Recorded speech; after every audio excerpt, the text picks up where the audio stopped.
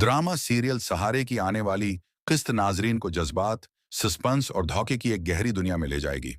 जैसे ही समरा की हालत संभलती है और वो अस्पताल से डिस्चार्ज होती है, विजाहत उसे एक ऐसी हकीकत से रोशनास करवाता है जिसने फज्र की जिंदगी बदल दी है। फज्र, जो कि अब भी अस्पताल में जेर इलाज है, को जहर दे दिया गया था और ये सब शजात भाई की साजिश थी। खुशकिस्मती से फज्र की जान बच गई, मगर उसके दिल पर लगे जख्म अब भी ताज़ा हैं। समरा जैसे ही फज्र से मिलने पहुंचती है, दोनों के दरमियान एक दिल को छूने वाला मुकालमा होता है। फज्र की खुशी दीदनी होती है जब वो अपनी चाची को सही सलामत देखती है, और समरा भी अपने जज्बात पर काबू नहीं रख पाती। वो फज्र से एतराफ़ करती है कि मोहब्बत में सब कुछ आसान लगता है, लेकिन कुर्बानी हमेशा औरत को ही देनी पड़ती है। इज्जत का बोझ औरत के कुंधों पर ही होता है, और यही बोझ अब वो दोनों उठा रही हैं।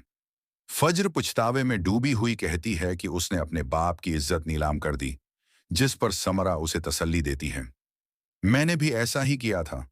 मोहब्बत और जंग में सब कुछ जायज होता है। दूसरी तरफ कहानी एक और धोखे के जाल में उलझने लगी है। रईस का भाई बदर धीरे धीरे रईस को लौट रहा है। उसे इस बात का अभी तक इल्म है कि रईस का भाई बदर धीरे धीरे रईस को लौट रहा है।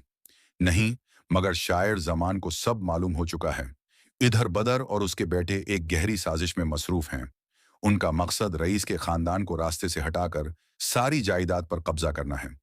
बदर का बेटा गुस्से से पागल हो रहा है और अपने बाप से कहता है कि वो फौरन शार जमान से बदला लेना चाहता है, लेकिन बद्र उसे रोक देता है।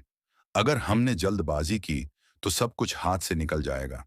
प्यार से खेलना होगा, तभी ये जायदाद हमारे हाथ आएगी।